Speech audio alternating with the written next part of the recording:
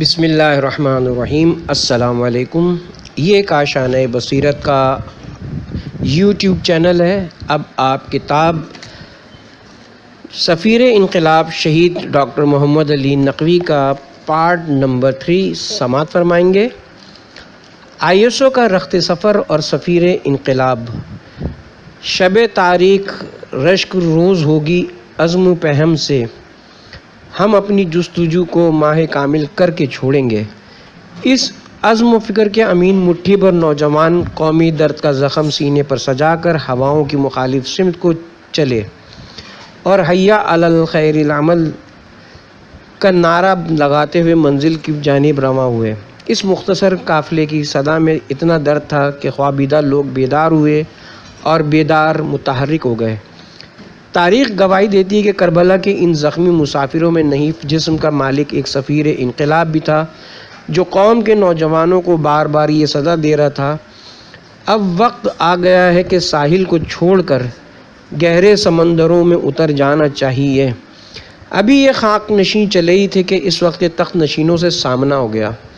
1972 کا واقعہ ہے کہ ملت جعفریہ، جو اس وقت شیعہ مطالبات کمیٹی کے پلیٹ فارم سے متحرک تھی اور جس کی قیادت سید محمد دہلوی فرما رہے تھے، کو حکومت کی بعض پالیسیوں سے اختلاف ہو گیا۔ چنانچہ شیعہ قائدین وفاقی وزیر تعلیم حفیظ پیرزادہ سے شیعہ طلباء کے لیے علیحدہ اسلامیات، اوقاف اور عزاداری کے مسائل پر مذاکرات کرنے راولپنڈی پہنچے۔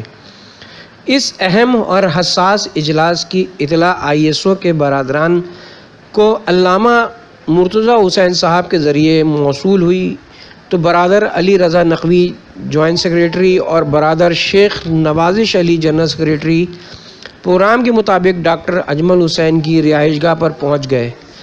بھاری بھرکم شخصیات کے مالک قائدین نے ان دونوں نوجوانوں کا تعارف چاہا تو برادران نے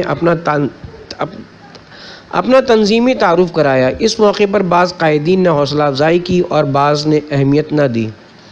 طے شدہ وقت کے مطابق یہ قافلہ وزیر اعظم سیکریٹریٹ پہنچا۔ وعدے کے باوجود پیرزادہ صاحب وقت پر نہ آئے تو ان کے سیکریٹری نے ان کی نمائندگی کرتے ہوئے شیعہ قائدین سے پیرزادہ کی عدم آمد پر معذرت کی اور عذر پیش کیا کہ وہ قومی اسمبلی کے اہم اجلاس میں مصروف ہیں۔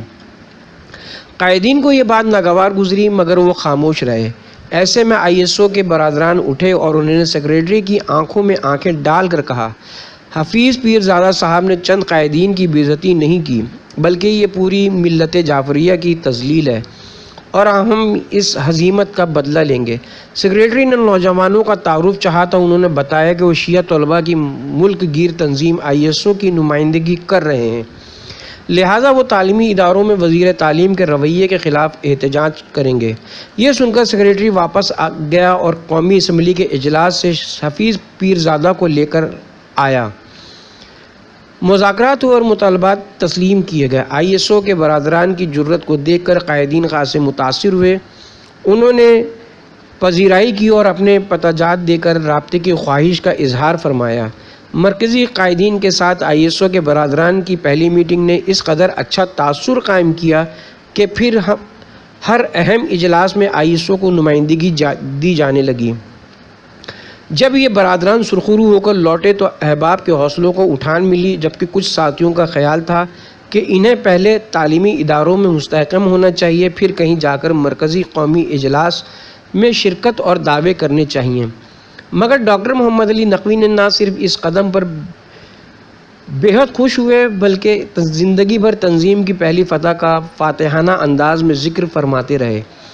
بڑے بڑے معرکے سر کرنا ان کا عشق اور بڑی بڑی کامیابی حاصل کرنا ان کی جستجو رہی ہے۔ وہ خود بھی اس نظریے پر کاربند رہے اور عمر بھر ساتھیوں کو بھی یہ درس دیتے رہے کہ زندگی کے ابتدائی دور میں بھی کم سے کم آدمی کو عرش تک پرواز کرنا چاہیے اور جب جنبش میں آ جائیں پر و بال حیات، عرش سے پرواز کا آغاز کرنا چاہیے۔ آغاز سفر میں جن مشکلات نے اس کارواں کی راہ میں سر اٹھائے اور کسی حد تک حائل ہوئیں، وہ تعلیمی اداروں میں شیعہ طلباء کو اپنے اہداف کی طرف مائل کرنا تھا۔ یہ وہ زمانہ تھا جب پیپلز پارٹی کا طوطی بول رہا تھا۔ عوام نظریاتی طور پر دو دھڑوں میں تقسیم تھے، ایک طرف مذہبی جماعتیں روایتی طور پر سینہ سپر تھیں، جبکہ دوسری جانب سوشلزم کا سحر طاری تھا۔ پاکستان کے درماندہ عوام سوشلزم کی طرف مائل تھے، جبکہ اہل تشیع حب علی کم بغض معاویہ زیادہ کی بنا پر ذوالفقار علی بھٹو کے طلسم میں آ چکے تھے۔ یہی صورتحال تعلیمی اداروں کی تھی۔ طلبہ بھی واضح طور پر دو حصوں میں بٹ چکے تھے، ایک طرف اسلامی جمعیت طلبہ تھی، جبکہ دوسرا گروہ کمیونزم اور سوشلزم کا تھا۔ شیعہ طلبہ کی اکثریت دوسرے بلاک میں تھی اور جذبات کی روح میں بہہ جا رہے تھے، لہٰذا ایسے میں انہیں اس بلاک سے جدا کر کے اسلامی اقدار کے دائروں میں لانا خاصا مشکل کام تھا۔ اس صورتحال میں ISO کے بعض بانی برادریوں کا خیال تھا کہ ابتدائی مرحلے میں اپنے طلباء کو دیگر طلباء سے جدا کر کے کمزور نہیں کرنا چاہیے، بلکہ ان سے اپنی استطاعت کے مطابق کام لیتے رہنا چاہیے۔ مگر ڈاکٹر محمد علی نقوی کا نظریہ روز اول سے بڑا واضح تھا کہ ہم تعداد میں چاہے کتنی ہی کم ہوں، مگر ہمارا ہر قدم اسلام کی راہ میں اٹھنا چاہیے۔ کمیونزم اور سوشلزم چاہے کسی روپ میں ہوں، اسلام سے متصادم ہیں، لہٰذا ہمیں چاہیے کہ ہم اپنے طلباء کو اسلام کے مفاہیم سے آگاہ کریں۔ سفیر انقلاب ڈاکٹر محمد علی نقوی چونکہ عالم زادہ ہونے کے علاوہ علامہ سید صفدر حسین نجفی کے تربیت یافتہ تھے، اس لیے ان کی رگ رگ میں اسلام کی روح سموئی ہوئی تھی۔ وہ ISO میں پہلے نوجوان تھے جو آغازی میں نظریہ اسلام سے واقف اور اسلامی احکامات کے سختی سے پابند تھے۔ ISO میں پہلے بارش نوجوان ہونے کا اعزاز بھی انہیں حاصل تھا اور عبادت خدا میں گریے کا شرف بھی انہی کے حصے میں جاتا تھا۔ آپ کے تقویٰ، اسلام شناسی اور خلوص کی بدولت تعلیمی اداروں میں تعارف، تنظیم اور دروس کی ذمہ داری آپ کو توفیق کی گئی۔ آج بھی اگر 1972-73 کا تنظیمی ریکارڈ ملاحظہ فرمائیں تو جا بجا ڈاکٹر صاحب کے دروس کے حوالے دکھائی دیتے ہیں۔ آپ نے اس وقت کے طلباء سے جذبات سے نہیں بلکہ دلائل کے ساتھ اپنا نظریہ منوایا۔ کمیونزم، سوشلزم کے علمبردار لینن اور ماؤ زیدونگ کے مقابلے میں اسلام کے محسن محمد عربی اور شہید انسانیت حضرت امام حسین علیہ السلام کو پیش کیا۔ آپ کے دلائل میں اتنا وزن تھا کہ ہر باشعور طالب علم کو قائل ہونا پڑا، اور آپ کے خلوص میں اتنا اثر تھا کہ قوم کا درد رکھنے والے ہر شخص نے شامل کارواں ہونے کا عزم کیا۔ دیکھتے ہی دیکھتے احساس کے چشمے سے پھوٹنے والا پانی دریا کی موجوں کی صورت اختیار کر گیا، جن کے ساحل سے ٹکرانے کی صدا پیغام بن کر دور تک سنائی دینے لگی۔ جس میں خلوص فکر نہ ہو وہ سخن فضول، جس میں نہ دل شریک ہو اس میں کچھ نہیں۔ ISO کے چمن میں جب کلیاں کھلنے لگیں اور پھول اپنا روپ دھارنے لگے تو ان کے سینوں سے نکلی ہوئی خوشبو فضاؤں میں پھیلی اور قوم کے روایتی رہنماؤں کے نتنوں سے ٹکرائی۔ بہت سے قائدین کی یہ خواہش رہی کہ یہ خوشبو ان کے قیادانہ لباس پر رہے اور وہ حکومتی ایوانوں میں اس کا احساس دلوا سکیں، مگر ان کی یہ خواہش ان کے ارمان بن کر رہ گئی، کیونکہ اس تنظیم کی سرپرستی علماء حقہ کو نصیب تھی جو مفادات کے حدود سے بہت آگے نکل چکے تھے۔ ان حالات میں چند معتبر رہنماؤں نے ISO کو خریدنے اور بغل بچہ بنانے کی کوششیں بھی کیں جو یکسر ناکام رہیں۔ شاید یہی وجہ تھی کہ تنظیم کو مالی مشکلات کا سامنا ہوا اور پے در پے دفاتر بھی تبدیل کرنے پڑے۔ برادران نے ہر مشکل برداشت کی، نشیب و فراز کے کئی مراحل عبور کیے، مگر ہر موڑ اور ہر قدم پر اپنے حلف پر قائم رہے، اور آج بھی اپنے تنظیمی احباب پر وہ واضح کرتے ہیں کہ قیادتوں کے جنوں میں جن کے قدم لہو سے رنگے ہوئے تھے، ہمارے بس میں نہیں تھا یارو کہ ان کو عزت مآب کہتے۔ 1972 سے 1976 تک تنظیم کا مرکزی دفتر گمپت روڈ اور ریڈی گن روڈ سے ملتان روڈ، جعفریہ مسجد، لاہور تک لڑکھڑاتا رہا۔ جگہ کی کمی کے باعث احباب نے یہاں خاصے مسائل جھیلے۔ 1976 میں ڈاکٹر صاحب مرکزی صدر بنے تو مرکزی دفتر کو اپنے گھر سے متصل مکان نمبر 146 بھلا اسٹاپ ملتان روڈ پر لے آئے، جہاں 12 سال تک تنظیم نے قیام کیا۔ آپ کی شفقت اور نگرانی پروان چڑھی اور یہاں سے شباب تک پہنچی۔ توسیع تنظیم 1974 تک ISO پاکستان لاہور کے تعلیمی اداروں تک محدود رہی، تاہم لاہور میں اس کی یونٹس کا خاصے نکھر کر سامنے آئے۔ یونٹس اور مرکز کے روابط کا ڈھانچہ مستحکم ہوا تو احباب نے توسیع تنظیم کی ٹھانی۔ 2 سالوں میں تنظیم ملک کے اہم شہروں تک متعارف ہو چکی تھی، مگر اس کا تعارف اہم افراد تک محدود تھا۔ طے پایا کہ مرکزی برادران پنجاب کے اہم شہروں کا دورہ کریں، وہاں کے قائدین اور طلباء سے ملیں اور ان تک اپنا پیغام پہنچائیں۔ چنانچہ اپنا پیغام محبت پہنچانے کے لیے لاہور سے برادر علی رضا نقوی، برادر نیاز حسین نقوی، برادر زاہد حسین بخاری، برادر گل محمد نقوی اور برادر شبر عباس صدیقی عازم سفر ہوئے۔ یہ قافلہ درد ساہیوال، خانیوال، ملتان، ڈیرہ غازی خان، لیا اور بکھر کے دور دراز علاقوں تک جا پہنچا۔ ہر شہر میں پڑھے لکھے اور ملی درد رکھنے والے افراد سے ملا، اپنا پیغام پہنچایا اور پذیرائی حاصل کی۔ جہاں بھی یہ برادران پہنچے، حیا علی الخیر العمل کی صدا بلند کی۔ لوگ ان کے قریب آئے تو انہوں نے انہیں متوجہ کیا، ہماری بات سنو اور ہمارے ساتھ چلو، ہماری بات ہی ایک دن بنے گی افسانہ۔ لوگوں نے اس قافلے کے پیغام کو بغور سنا، جذبوں کو سراہا، تعاون کا یقین دلایا، ہمت، حوصلے اور دعائیں دیں۔ پنجاب کے شاداب کھیتوں سے روانہ ہونے والا یہ کارواں ڈیرہ غازی خان کے میدانوں سے ہوتا ہوا بکھر کے ریگستانوں تک پہنچا تو ہر مقام پر پذیرائی میں اضافہ ہوا، حوصلوں کو تقویت ملی۔ تو یہ برادران اپنا تنظیمی گیت اونچا رہے، اپنا علم حیا علی خیر العمل، بڑھتے رہیں یوں ہی قدم حیا علی خیر العمل گاتے ہوئے راول پنڈی پہنچ گئے۔ وہاں بھی اپنا پیغام پہنچایا، شفقتیں اور عقیدتیں وصول کیں۔ ایک طویل دورہ کرنے کے بعد یہ قافلہ گنگناتا اور چہچہاتا لاہور پہنچا۔ مرکز کو اپنی رپورٹ پیش کی تو خوشی سے احباب کی پلکیں بھیگ گئیں۔ ڈاکٹر محمد علی نقوی نے داستان سفر سننے میں اتنی دلچسپی لی کہ بعض برادران کو اپنے گھر لے گئے اور ان سے شب بھر مسافروں کا حال پوچھتے رہے، اور بعض برادران ان کے گھر یا ہاسٹلز کے کمروں میں جا کر ان سے روداد سنی۔ داستان کی لذت سے اس قدر محظوظ ہوئے کہ لائل پور فیصل آباد کے دورے کے لیے کمر باندھ لی۔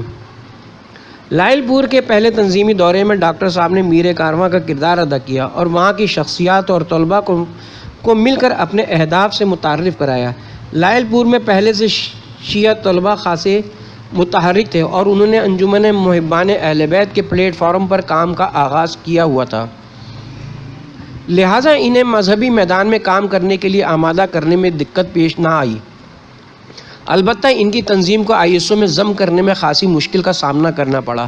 ISO کے برادران کا موقف تھا کہ لائل پور کے برادران معمول کے مطابق کام کرتے رہیں، البتہ ان کا تشخص ISO کے حوالے سے ہو اور وہ مرکزی تنظیم کی نمائندگی کریں، جبکہ انجمن محبان اہل بیت کے مرکزی قائدین مرکزی پلیٹ فارم کے قائل ہونے کے باوجود بھی اپنی تنظیم کو تحلیل یا ضم کرنے کے حق میں نہیں تھے۔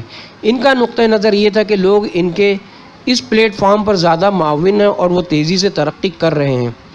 طویل بحث کے بعد انجمن محبان اہل بیت کے چند برادران ISO میں ضم ہونے پر متفق ہو گئے، جبکہ چند مرکزی برادران نے تعاون کی حامی نہ بھری۔ 1974 میں انجینئرنگ یونیورسٹی لاہور کے زیر اہتمام فارغ التحصیل طلباء کے اعزاز میں الوداعی پارٹی ہوئی تو ڈاکٹر محمد علی نقوی نے لائل پور کے برادران کو خصوصی دعوت دی۔ اس موقع پر یہ برادران خاصے متاثر ہوئے اور ISO میں ضم ہونے کا وعدہ کیا۔ چنانچہ ڈاکٹر صاحب نے ایک بار پھر لائل پور فیصل آباد کا دورہ کیا اور ISO کی بنیاد رکھی۔ 1974-75 کے مرکزی صدر کے لیے انتخاب ہوئے تو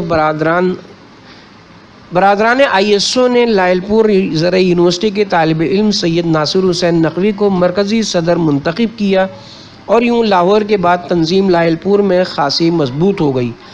برادر سید ناصر حسین نقوی کی کابینہ میں ڈاکٹر محمد علی نقوی بحیثیت مرکزی جنرل سیکریٹری لیے گئے، جبکہ اس سے پہلے وہ نشر و اشاعت سیکریٹری، آفس سیکریٹری اور جوائنٹ سیکریٹری کے عہدوں پر کام کرتے رہے۔ احباب کے بقول کہ ڈاکٹر صاحب کو آفس سیکریٹری کی ذمہ داری ہمیشہ اچھی لگتی تھی۔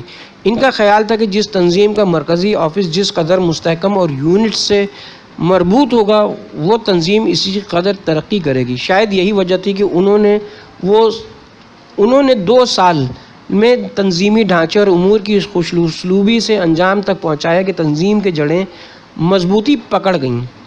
جب آپ مرکزی جنرل سیکریٹری بنے تو تمام عہدیداران سے زیادہ متحرک اور فعال نظر آئے۔ لاہور کی سطح پر کہیں بھی کوئی تنظیمی اجلاس ہوتا تو ڈاکٹر نقوی اپنی موٹر سائیکل پر سب سے پہلے پہنچے ہوتے۔ بقول برادر سید ناصر حسین نقوی کہ وہ اگرچہ مرکزی صدر تھے مگر انہیں بھی متحرک رکھنے میں ڈاکٹر محمد علی نقوی کا ہاتھ تھا۔ وہی طلباء سے مربوط رہتے، وہی نشر و اشاعت کرتے اور بڑے بڑے پروگرام منعقد کراتے۔ ان کے تحرک کا یہ عالم تھا کہ اس وقت کے احباب انہیں مٹی کا نہیں بلکہ لوہے کا بنا ہوا انسان سمجھتے تھے۔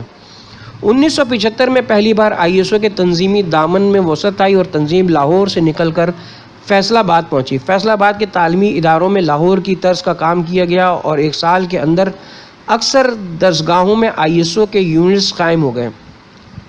اس کے ساتھ ہی ملتان، راولپنڈی اور پشاور میں مصروف کار ہو گئی۔ تنظیم سازی کے پورے سفر میں ڈاکٹر محمد علی نقوی نمایاں رہے۔ وہ جہاں بھی جاتے گفتگو میں دلائل کے انبار لگا دیتے۔ انہیں خدا نے مسکرا کر دل میں اتر جانے کا انداز عطا فرمایا تھا۔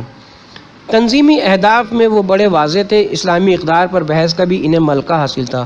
وہ اتنی پرخلوص اور لطیف گفتگو کرتے کہ سننے والے ان کے عقیدت مند بن جاتے اور عقیدت مند ان کے کارواں کی طاقت بنتے۔ انہوں نے اپنا پیغام پہنچانے میں مشکلات کے طویل صحرا عبور کیے اور مصائب کے کوہ سر کیے۔ وہ ISO کے پہلے نمائندے تھے جو پارا چنار کرم ایجنسی کے پہاڑوں کے دامن میں پہنچے اور وہاں کے نوجوانوں پر واضح کیا کہ عزیز دوستو، دلوں میں فاصلے اتنے نہیں ہیں، زمانہ درمیان آیا ہوا ہے۔ خیبر میں تنظیمی کامیابی کے پرچم گاڑنے کے بعد یہ سفیر انقلاب کراچی پہنچا اور وہاں ڈاؤ میڈیکل کالج میں ایک دوست کے ذریعے اپنا پیغام پہنچایا۔ آپ اپنے اس دوست کو لاہور بھی لائے اور اسے پیغمبر ہونے کے اسلوب سکھائے وقت واپس کراچی گئے تو انہوں نے تنظیم کی توسیع میں مثالی کردار ادا کیا۔ 1975-76 میں ISO ملک بھر میں پھیلی تو اس کا 4واں سالانہ کنونشن دفتر سے نکل کر پنڈالوں میں آ گیا۔ یہ ISO کا پہلا کنونشن تھا جو جامعۃ المنتظر لاہور میں منعقد ہوا، جس کا سلسلہ تاحال جاری ہے، جبکہ اس سے قبل تنظیم کے پہلے کنونشن ریٹی گن روڈ پر ہوئے۔ اس کنونشن میں مختلف ڈویژن سے سینکڑوں طلباء شریک ہوئے تو ISO کے بانیان اور مرکزی رہنما بے پناہ خوش ہوئے۔ ڈاکٹر محمد علی نقوی تو اس قدر پرمسرت تھے کہ وہ ہر ساتھی کو خوش آمدید کہنے کے ساتھ ساتھ ان کے سینوں پر ISO کے بیجز لگاتے رہے۔ وہ کنونشن کے اسٹیج سیکریٹری بھی رہے تھے اور تنظیم بھی، اور اس موقع پر ان کے جذبات ان کی آنکھوں سے نمایاں تھے اور ان کا جوش و عزم ان کے لہجے سے ٹپک رہا تھا۔ وہ احباب کے سامنے جب بھی اسٹیج پر آتے تو جذبات اور عزم میں ڈوب کر کہتے، ابر پاروں پہ چلوں، چاند ستاروں پہ اڑو، یہی اجداد سے ورثے میں ملا ہے تم کو۔ کنونشن کے پروگرام ختم ہوتے تو چاق و چوبند اور کانوں میں لہجے کی مٹھاس کا رس گھولنے والا سفیر انقلاب برادران کے حلقوں میں آتا، ہر ایک کو گلے لگاتا، ان کی تکالیف دریافت کرتا، ان کے تاثرات لکھتا، مشکلات پر ان سے معذرت چاہتا اور ان کی خدمت کے لیے رواں ہو جاتا۔ دن بھر وہ تنظیمی امور بجا لاتا، رات کو خورد و نوش کا اہتمام کرتا اور اگر اسے وقت مل جاتا تو وہ برتن تک صاف کرتا۔ جب رات کو احباب سو جاتے تو حسین کے اس پیغمبر کی فکر عشق کی مستی میں گنگناتی۔ سفیر انقلاب کی مرکزی صدارت 1976-77 کے دورانیے کے لیے جب مرکزی صدر کے امیدوار کے انتخاب کا مرحلہ آیا تو مجلس عاملہ، مجلس مشاورت اور سینئر برادران کی نظروں میں ڈاکٹر محمد علی نقوی سے زیادہ مناسب امیدوار کوئی نہ جچا۔ جب آپ سے برادران نے اظہار فرمایا کہ وہ اگلے سال کے لیے ان کی ذات کو بطور امیدوار برائے مرکزی صدر لانا چاہتے ہیں تو آپ نے معذرت کی اور فرمایا، مرکزی صدر بننا میرے مزاج کا حصہ نہیں ہے اور نہ میں خود کو اتنی بڑی مسئولیت کے قابل سمجھتا ہوں۔ جب آپ نے تمام برادران کو واضح الفاظ میں انکار کیا تو مجلس سے مشاورت کے معزز رکن سید امجد علی کاظمی ایڈوکیٹ نے آپ سے گلاب دیوی ہاسپٹل لاہور میں ملاقات کی، جہاں آپ اپنی پھوپھی کی تیمارداری میں مصروف تھے۔ کاظمی صاحب کئی گھنٹوں تک آپ پر تنظیمی ضرورت اور حالات کے تقاضوں کو واضح کرتے رہے، مگر آپ نہ مانے۔ جب تنظیمی احباب اور مجلس مشاورت کے اراکین کے تقاضے بڑھے تو آپ نے استخارہ کرنے کی استدعا کی۔ استخارہ حق میں آیا تو آپ بطور امیدوار رضامند ہو گئے۔ اس وقت طریقہ انتخاب آج سے قدرے مختلف ہوتا تھا۔ مجلس مشاورت میں جو آج مجلس نظارت ہے، مرکزی صدارت کے لیے ایک نام طلباء کے سامنے پیش کرتی، اس پر یس یا نو لکھنا پڑتا تھا، گویا وہ انتخاب ایک ریفرنڈم ہوتا تھا۔ چنانچہ جب طلباء کے سامنے آپ کا نام پیش کیا گیا تو تمام طلباء نے آپ کی حمایت میں ووٹ ڈالے۔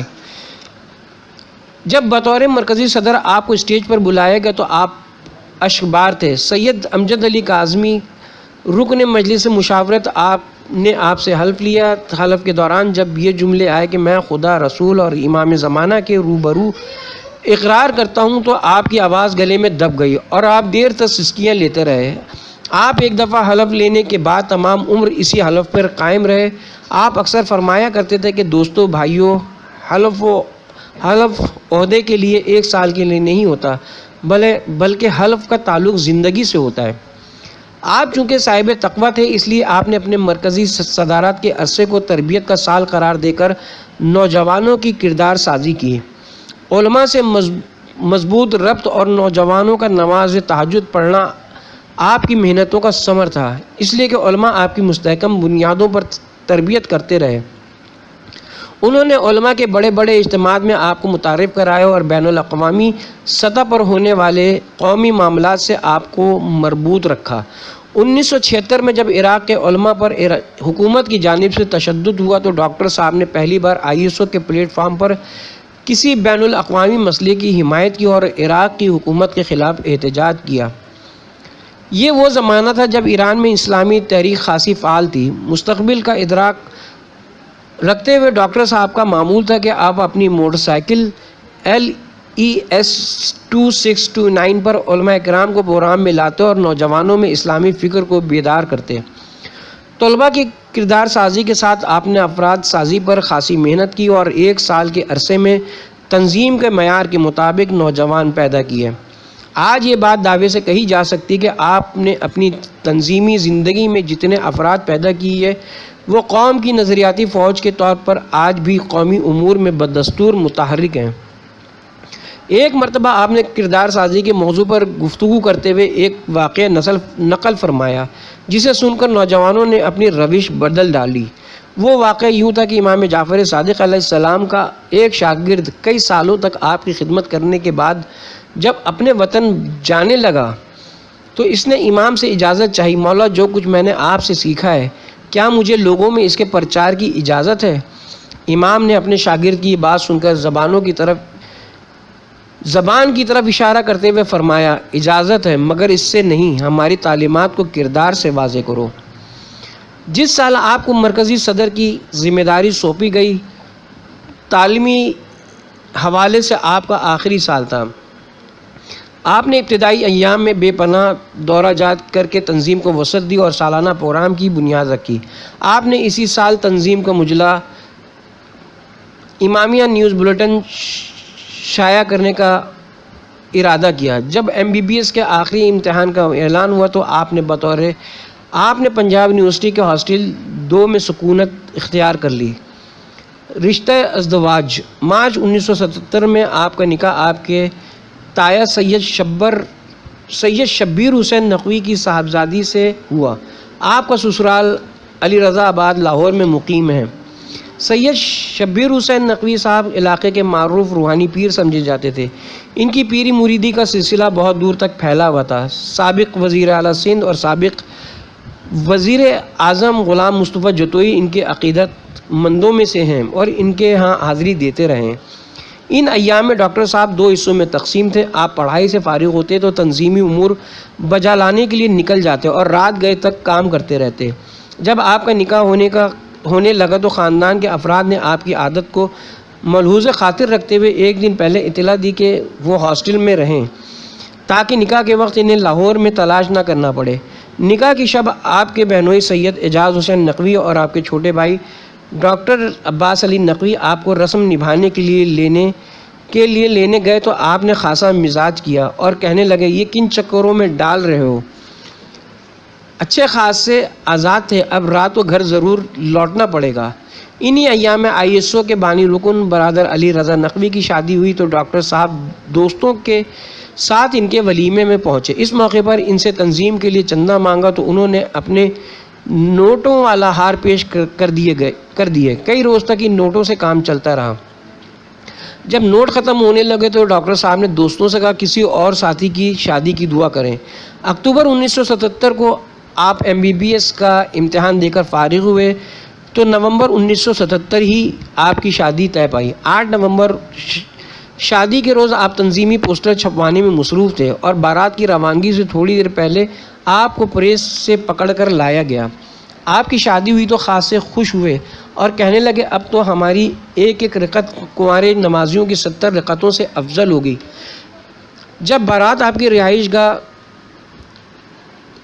146 بھلا اسٹاپ ملتان روڈ پہنچی تو آپ نے اسی دوران اپنے ایک تنظیمی دوست سے زیر چھپوائی پوسٹر کے رنگ اور پرنٹنگ کے بارے میں پوچھا۔ بالفاظ دیگر شادی کی رسومات کے دوران میں آپ کے ذہن میں تنظیم کا پوسٹر گھومتا رہا۔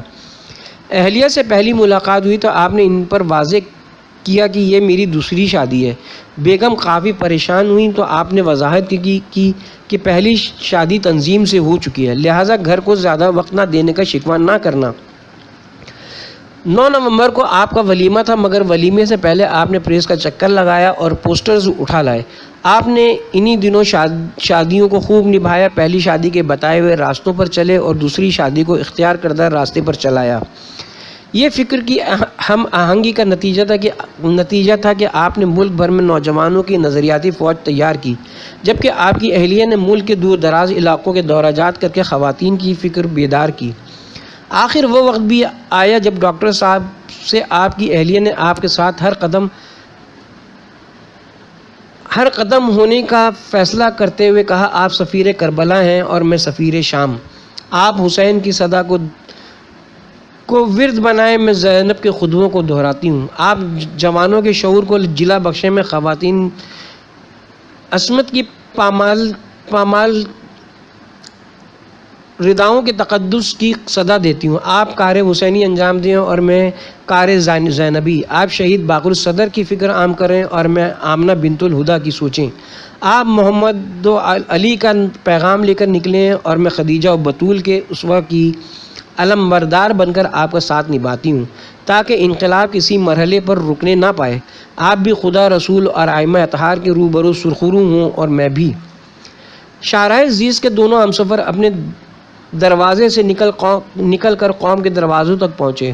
انہوں نے گھر میں بیٹھی ہوئی خواتین اور درسگاہوں میں زیر تعلیم طالبات کے ذہنوں پر دستک دیتے ہوئے فرمایا، چلو کہ آج سبھی پامال روحوں سے کہیں کہ اپنے ہر ایک زخم کو زباں کر لیں، ہمارا راز ہمارا نہیں سبھی کا ہے، چلو کہ سارے زمانے کو رازداں کر لیں۔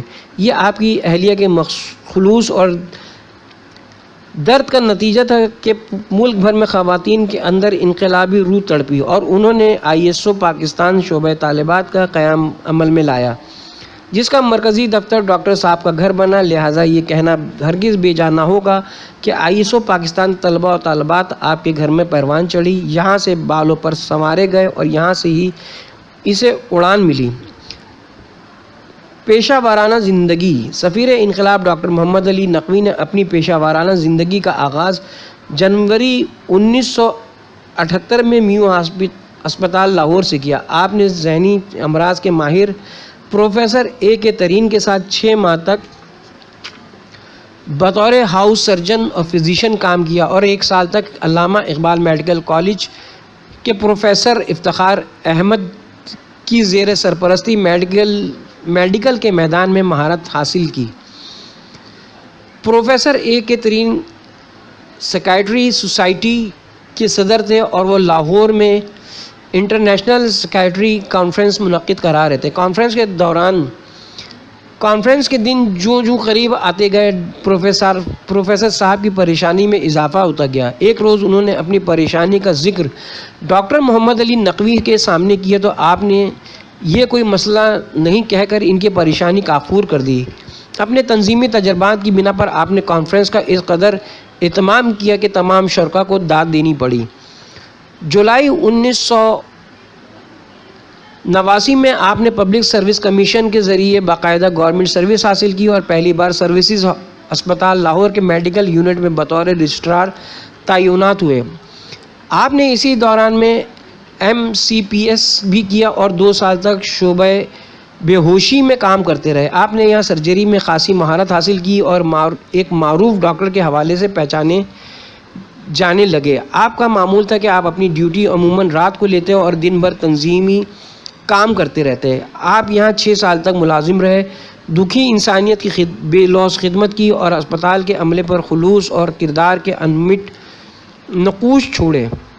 یہ انہی ایام کی بات ہے جب ایران کی سرزمین پر اسلامی انقلاب کا سورج طلوع ہو چکا تھا اور پاکستان میں تحریک نفاذ فقہ جعفریہ وجود میں آ چکی تھی۔ چونکہ آپ کی ذات انقلابی سرگرمیوں کا محور تھی، اس لیے آپ تمام حساس اداروں کی نظر میں تھے۔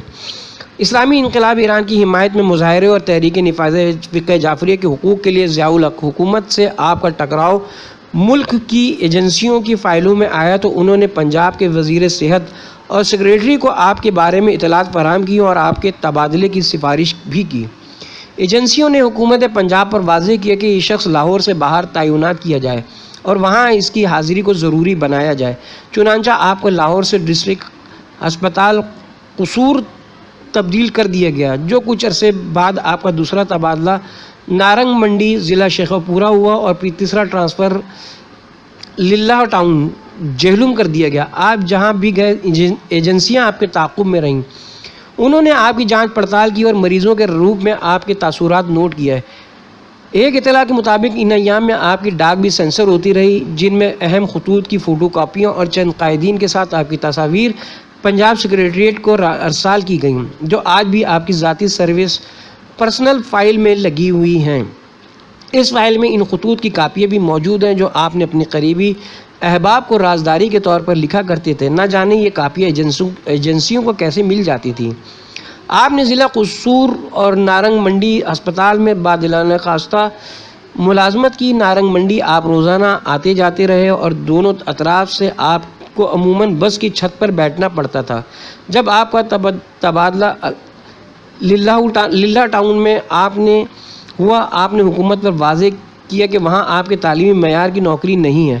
حکومت ایک اسپیشلسٹ کو معمولی اسامی پر تعینات کر کے زیادتی کی مرتکب ہو رہی ہے۔ 1986 کی بات ہے جب تحریک نفاذ فقہ جعفریہ پاکستان کے قائد علامہ سید عارف حسین حسینی نے 16 مئی کو یوم مردآباد امریکہ منانے کا اعلان کیا۔ ڈاکٹر صاحب چونکہ علامہ صاحب کے دست راست تھے، اس لیے انہوں نے اپنے قائد کے فرمان کا احترام کرتے ہوئے لاہور کے مظاہرے کی قیادت کی اور شاہراہ قائد اعظم مال روڈ پر واقع ایک معروف کاروباری مرکزی الفلاح بلڈنگ کے اوپر چڑھ کر ڈاؤن ود USA مرد آباد امریکہ کا طویل و عریض بینر لٹکایا۔ ملکی و غیر ملکی صحافیوں نے بینر سمیت آپ کی تصاویر بنائی جو قومی اخبارات میں بھی شائع ہوئیں، جس کے بعد حکومت پنجاب کو آپ کے خلاف ایکشن لینا پڑا اور یوں آپ ملازمت سے برطرف کر دیے گئے۔ جن ایام میں آپ کی سرکاری ملازمت سے فارغ ہوئے، ان دنوں ایران جنگ عروج پر تھی۔ ایران عراق پر ہر آخری ضربے لگانے کے لیے اپنے تمام وسائل استعمال کر رہا تھا۔ آخر ایک وقت ایسا ہے کہ امام خمینی رضوان اللہ علیہ نے امام زمانہ کی سرزمین سے صدائے حل من ناصر ان الفاظ میں بلند کیا: جو شخص جنگ کی طاقت رکھتا ہے وہ محاذ پر جائے۔ نائب امام اور ولی فقیہ کی یہ صدا دنیا بھر میں گونجی تو پاکستان میں ڈاکٹر محمد علی نقوی نے اسے کربلا کی صدائے استغاثہ سمجھا اور محاذ جنگ پر پہنچ گئے۔ آپ نے زخمی مجاہدین کی خدمت میں اس انداز میں کی کہ آپ ڈاکٹر پریشان کے نام سے مشہور ہو گئے۔ ایرانی ڈاکٹر 8 گھنٹے جبکہ ڈاکٹر نقوی 16 گھنٹے زخمیوں کے زخموں اور تکالیف کا علاج کرتے۔ چشمدید گواہان کے بقول کہ ڈاکٹر صاحب اپنی ڈیوٹی کے دوران انتہائی کم سوتے اور کم کھاتے. جب آپ سے آرام کرنے کو کہا جاتا تو آپ جواباً کہتے میں خدمت کرنے آیا ہوں، آرام کرنے نہیں. جنگ کی آگ ٹھنڈی ہوئی تو آپ وطن واپس لوٹے اور ریڈ کریسنٹ اسپتال کالا باغ میں بطور میڈیکل آفیسر سروس اختیار کی.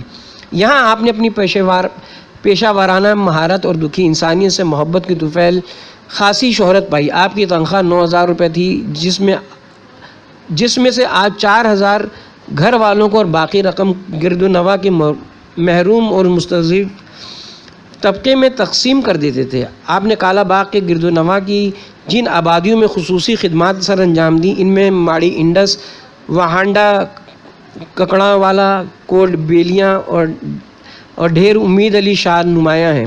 آپ کے کالا باغ جانے سے قبل وہاں کے دیہاتوں کی حالت ہر لحاظ سے ناگفتگو تھی.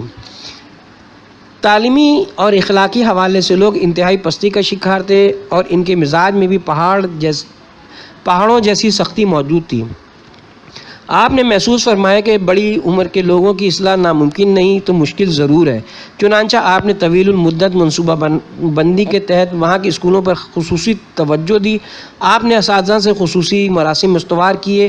انہوں نے بھی ایک ڈاکٹر کے حوالے سے آپ کو بےحد عزت دی اور زمین ہموار ہوئی تو آپ نے ایرانی انقلاب کی طرز کی فصل کاشت کرنا شروع کر دی. پہلے مرحلے میں آپ نے اسکولوں کی مالی معاونت کی اور پھر مستحق اور لائق طلباء کے وظائف جاری کر دیے، اور دوسرے مرحلے میں آپ نے دیہاتوں میں مفت مریض چیک اپ کرنے اور ان کو دوائیں فراہم کرنے کی ریت ڈالی جو وہاں کے باسیوں کے دلوں میں گھر کر گئی. آپ کی محبت کا یہ عالم تھا کہ وہاں کے لوگ اپنے ذاتی معاملات بھی آپ کے سامنے رکھتے اور آپ کے فیصلوں کو ترجیح دیتے. جب دیہاتیوں کے مزاج آپ سے ہم آہنگ ہوئے تو آپ نے ماڑی انڈس میں المصطفیٰ ماڈل ہائی اسکول کی بنیاد رکھی اور منفرد اور معیاری تعلیم فراہم کرنے کا بیڑا اٹھایا. آپ کے کردار نے دل جیتے تو آپ نے مدرسہ امام خمینی ماڑی انڈس میں دعائے کمیل اور دروس کا سلسلہ شروع کیا. آپ کی تبلیغات کا یہ اثر ہوا کہ لوگ دور دراز کی بستیوں سے آپ کے تربیتی پروگرام میں شرکت کرتے اور حقیقی حیات سے آشکارا ہوتے.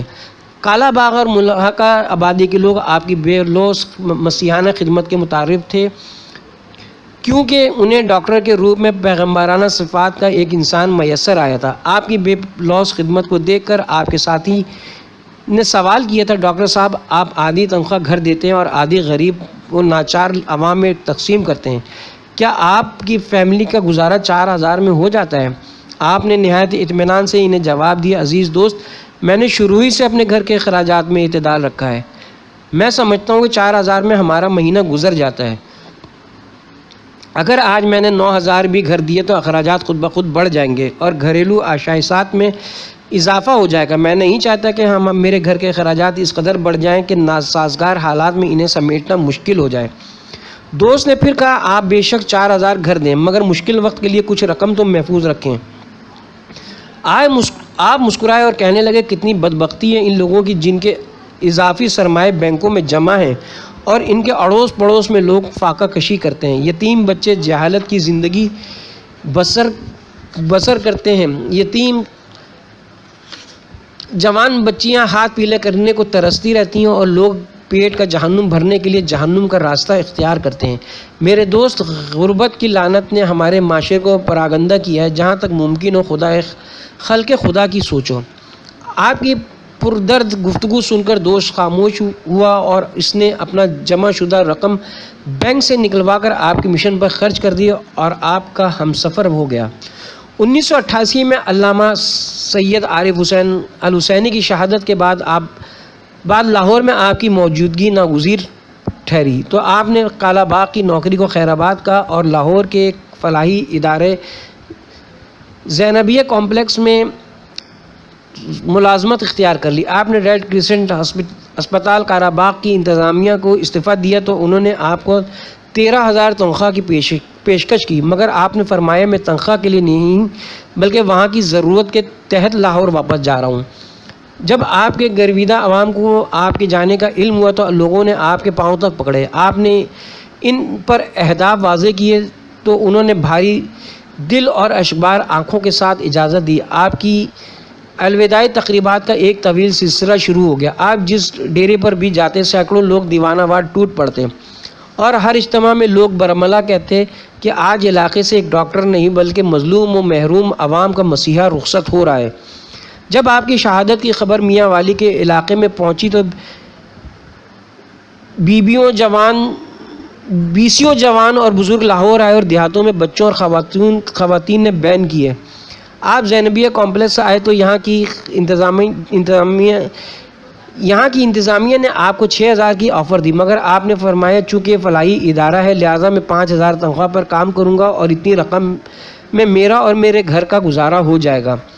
آپ نے مسیحائی خدمات سر انجام دے کر یہاں بھی غربا کے دلوں میں گھر کیا۔ زینبیہ اسپتال میں آپ نے عام مریضوں کے علاوہ منشیات کے شکار لوگوں کا مفت علاج شروع کیا۔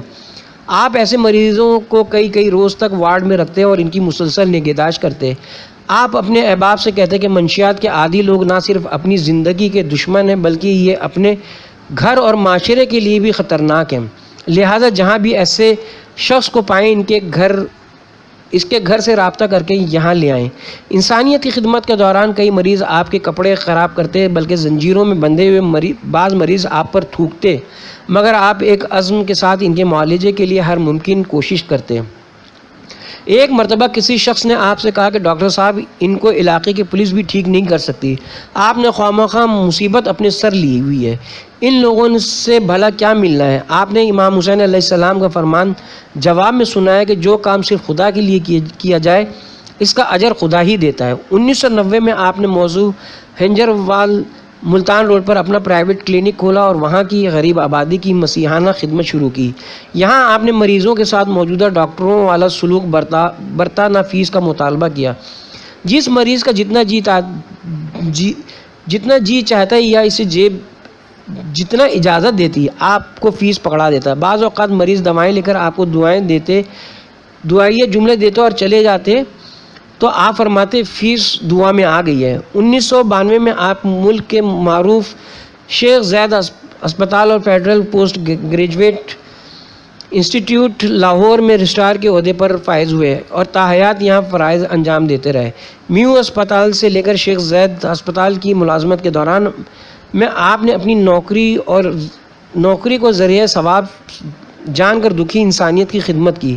آپ دوسرے ڈاکٹروں کی طرح کبھی متکبر ہوئے نہ مریض اور اس کے کسی تیماردار کا دل دکھایا، یہاں تک کہ آپ اپنے ملازمین سے اس طرح پیش آئے کہ آپ کے ساتھ کرنے والے مختلف مکاتب فکر کے لوگ آپ کی شہادت پہ دھاڑیں مار کر روتے ہوئے دیکھے گئے۔ آپ نے اپنی زندگی کو مولا کائنات حضرت علی علیہ السلام کی اس فرمان کے قالب میں ڈھالا جو انہوں نے نہج البلاغہ میں ارشاد فرمایا ہے، لوگوں سے اس طرح ملو جب تک زندہ رہو وہ تمہارے مشتاق رہیں اور جب مر جاؤ تو وہ تم پر ماتم کریں۔ مجھے وہ دن یاد آ رہا ہے جب میں بھی شیخ زید اسپتال میں ملازم تھا۔ میں اپنے آفس سے اٹھ کر ڈاکٹر صاحب کی زیارت کے لیے جا رہا تھا کہ ان کے آفس کے سامنے والے سبزہ زار میں ایک مالی اور دوسرا ڈاکٹر صاحب کا چپڑاسی حقہ پی رہے تھے۔ مالی چپڑاسی کو کوس رہا تھا کہ تم کام نہیں کرتے، حقہ پینے آ جاتے ہو، کیا تمہارا افسر یہاں نہیں ہوتا؟ میرا افسر تو یہاں ہوتا ہے مگر وہ دوسرے افسروں جیسا نہیں، چپڑاسی نے جواب دیا۔ کیا مطلب؟ مالی نے پھر استفسار کیا۔ میرا افسر شاہ جی ہے، وہ ہمیں تنگ نہیں کرتا، زیادہ تر کام اپنے ہاتھوں سے کرتا ہے، کبھی غصے میں آ جائے بھی تو گالی نہیں دیتا، صرف بندہ خدا کہہ کر خاموش ہو جاتا ہے، جب خوش ہوتا ہے تو اپنی الماری سے بسکٹ نکال کر کھلاتا ہے، ہمیں ضرورت پڑتی ہے تو اپنی تنخواہ سے ہماری مدد کرتا ہے، قرآن مجید پڑھنے کی زیادہ تاکید کرتا ہے، شیعہ ہے مگر تبلیغی اجتماع میں رائیونڈ بھی جاتا ہے۔ چپڑاسی نے دل کی گہرائیوں سے تعریف کرتے ہوئے یہ جملے کہے۔ مالی یہ باتیں سن کر حیران ہوا اور کہنے لگا اس کا مطلب ہے کہ تمہارا افسر کربلا والے سیدوں میں سے لگتا ہے، کسی دن مجھے بھی ایسے شخص کی زیارت کروا دینا۔ میں نے مالی اور چپڑاسی کی گفتگو سنی، مولا علی علیہ السلام اور ان کے غلام کا وہ واقعہ یاد آ گیا جب ایک مرتبہ مولا علی نے کسی کام کے سلسلے میں اپنے غلام کو کئی بار آواز دی مگر وہ نہ آیا، آخر امام اٹھے اور وہ کام خود کر لیا۔ جب تھوڑی دیر بعد غلام آیا تو امام نے پوچھا کیا تم نے میری آواز نہیں سنی تھی؟ سنی تھی، غلام نے جواب دیا۔ پھر آئے کیوں نہیں؟ مولا نے فرمایا مولا کافی تھکا ہوا تھا، کام کرنے کو جی نہیں چاہ رہا تھا اور مجھے یقین تھا کہ آپ مجھے سزائیں نہیں دیں گے اور حسب معمول اپنا کام خود کر لیں گے۔ غلام نے معذرت کرتے ہوئے عرض کیا، سفیر انقلاب کی زندگی ائمہ کی زندگی کا نمونہ پیش کرتی تھی۔ ان کا زندگی میں جن لوگوں سے بھی واسطہ پڑا وہ آج بھی آپ کے فراق میں روتے ہوئے یہی کہتے سنائی دیتے ہیں، تیری خوشبو نہیں ملتی، تیرا لہجہ نہیں ملتا، ہمیں تو شہر میں کوئی تیرے جیسا نہیں ملتا۔